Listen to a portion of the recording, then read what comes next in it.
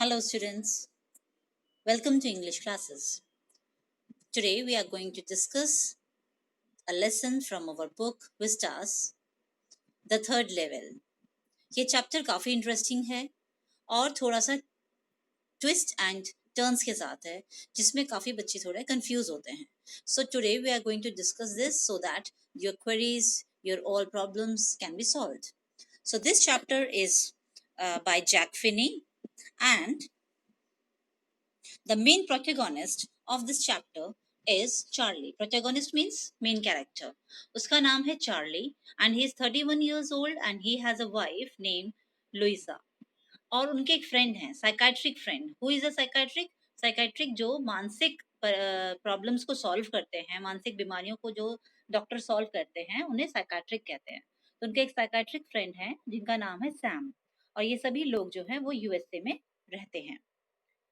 So the third level starts with the discussion of two officers. ये दो railway officers हैं जो आपस में डिस्कस कर रहे हैं कि हमारे यहाँ यूएसए में जो भी ट्रेन्स चलती हैं उनके केवल दो ही लेवल्स हैं. जैसे कि आप लोगों ने मेट्रो में भी कई बार सफ़र किया होगा तो आपको भी ये देखते होंगे कि मेट्रो में पहले हम एक सीढ़ियाँ उतर के एक लेवल पे पहुँचते हैं, फिर कई बार कहीं-कहीं 2-2 लेवल्स तक हम लोग जाते हैं. अंडरग्राउंड पे अंडरग्राउंड वहाँ बने होते हैं लेवल्स. इसी तरह वहाँ यूएसए में भी ग्रैंड सेंट्रल करके सब सबर्बन्स में इस तरह की ट्रेन्स चलती हैं, तो जहाँ की लेवल्स हैं.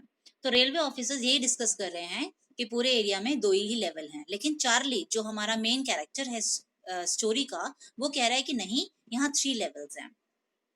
अब देखते हैं कि 3 लेवल्स की कहानी उनको कहाँ से पता चलती है. तो एक दिन वो अपने फ्रेंड जो कि साइकियाट्रिस्ट हैं उनसे मिलने गए हैं और अपनी ये कहानी बता रहे हैं, 3 लेवल्स वाली कहानी उनको बता रहे हैं.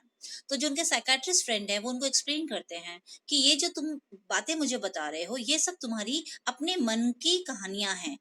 You are unhappy, this modern world is full of insecurity, fear and worry. क्योंकि तुम अपने आप पे बहुत इनसिक्योर फील करते हो, तुम बहुत डरे हुए हो, बहुत चिंतित रहते हो, इसीलिए तुम्हारी एक ये ड्रीम है. तुम ये चाहते हो कि तुम एक ऐसी जगह चले जाओ जहां इन सब चीजों से तुम भाग सको. So this is your escape plan.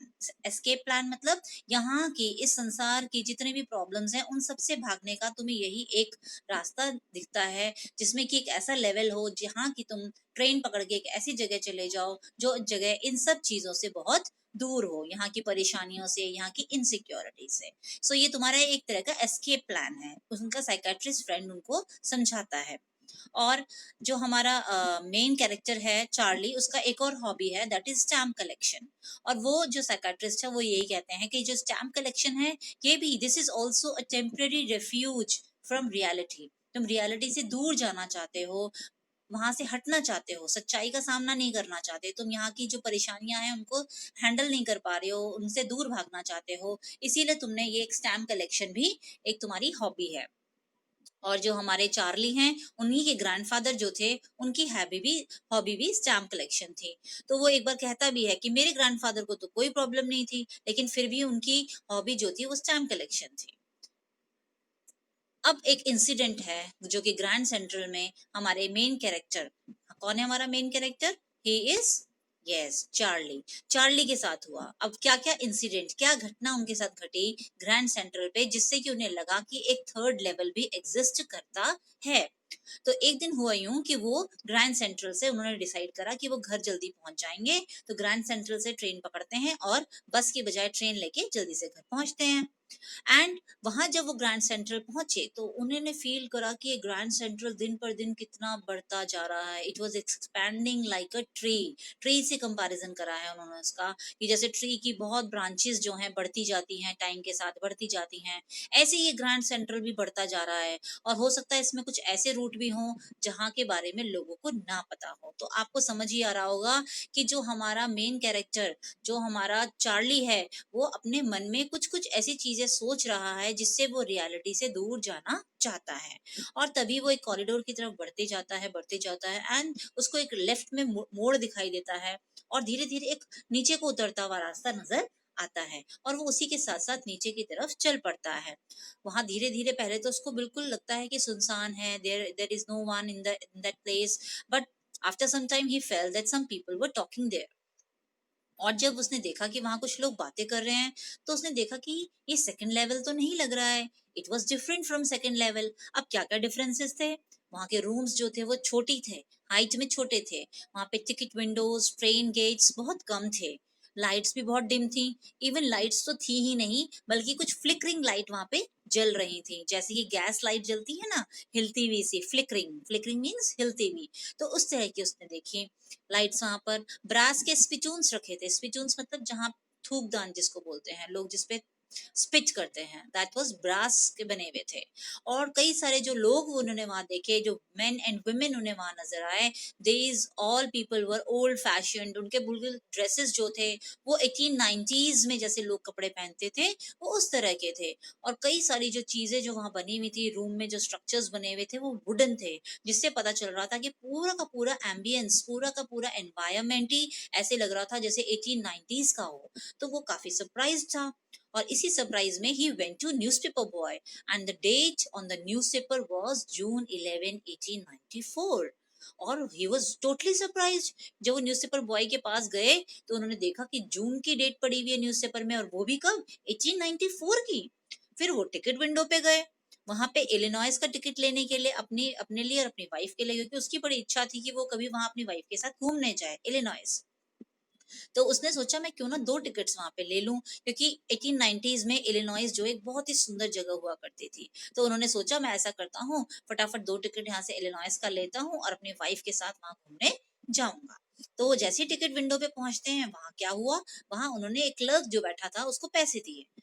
अब जो क्लर्क है उसने उन्हें घूरना शुरू कर दिया। He stared him and warned him not to make him fool. उन्होंने कहा मुझे बेवकूफ बनाने की कोशिश मत करो, ये कैसे पैसे लाए हो, ये कोई पैसे हैं, ये तो नकली रुपए हैं। Charlie got scared and came out of the third level. अब उसे कुछ समझ में नहीं आया कि ये मेरे पैसों को नकली क्यों कह रहा है। पर अब उसे समझ आने लगा कि ओके, इनको कौन से पैसे चाहिए, वो 1890s की जो करेंसी है वो ही उनको चाहिए, तभी वो मुझे वहां की ट्रेन का टिकट देंगे। अब वो थर्ड लेवल से बाहर आ गए। And then next day he went to bank and withdraw $300। अब उन्होंने $300 वहां बैंक से निकाले, और $300 के बदले अपने एक दूसरी शॉप में जाके ओल्ड स्टाइल्ड करेंसी, पुराने स्टाइल की करेंसी खरीदी, और पूरा का पूरा इंसिडेंट अपने साइकाट्रिक फ्रेंड को भी बताया। अब वो अपने वो $300 जो उन्होंने, $300 के उन्हें $200 मिले थे पुरानी करेंसी के, वो दोबारा ग्रैंड सेंट्रल गए थर्ड लेवल ढूंढने के लिए, लेकिन वहां तो उनको अब कोई थर्ड लेवल नजर नहीं आया। अब जब उन्हें कोई थर्ड लेवल नजर नहीं आया, then he went back to his home. और वहां पे उसकी वाइफ काफी वरिड हो रही थी, उनके लिए बहुत चिंतित थे। बट नाउ, अब उन्होंने देखा कि उनके पास एक प्रूफ है थर्ड लेवल का। वो क्या प्रूफ था? अब देखिए कितना अच्छा ट्विस्ट आया है इसमें। उनका जो साइकाट्रिक फ्रेंड है वो मिसिंग हो गया है, सैम। सैम जो है कुछ दिनों से मिसिंग है। Charlie got a letter from his friend Sam dated July 1894। और उन्होंने देखा कि उन्हें एक लेटर मिला है, उनके घर में एक लेटर पड़ा हुआ था, जो स्टैम्प कलेक्शन के दौरान उनके पास कई बहुत पुराने पुराने लेटर्स रखे हुए थे। उसी कलेक्शन के लेटर्स में से उनको एक लेटर मिला, जिसके एनवेलप पे ये वाली जिसमें जिसके अंदर एक लेटर था जो कि सैम ने लिखा था उनके लिए। और सैम ने लिखा था कि he was in Galesburg and confirmed third level. उसने सैम ने बोला कि हाँ, ये थर्ड लेवल एग्जिस्ट करता है, तुमने बिल्कुल सही बोला था, और इस वक्त मैं कहाँ हूँ, मैं गेल्सबर्ग में हूँ। और Charlie came to know that Sam bought old style currency of worth $800। और चार्ली को ये पता चला कि सैम ने $800 की पुरानी करेंसी खरीदी है। और आपको तो पता ही है कि जो पुरानी करेंसी होती है, अगर हम आज के पैसे पुराने टाइम में लेके चले जाए उनकी, तो उनकी बहुत ज्यादा वैल्यू होगी।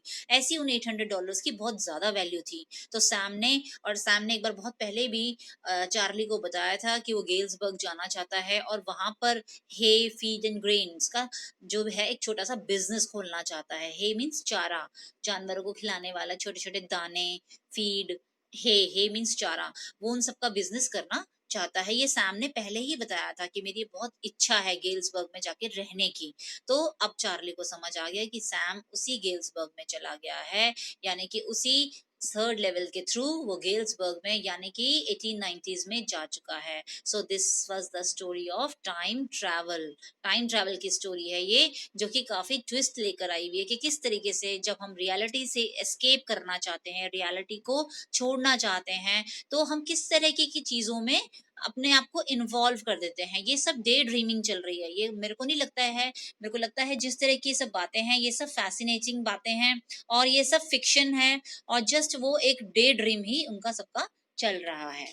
So this was all the story about this lesson. Thank you.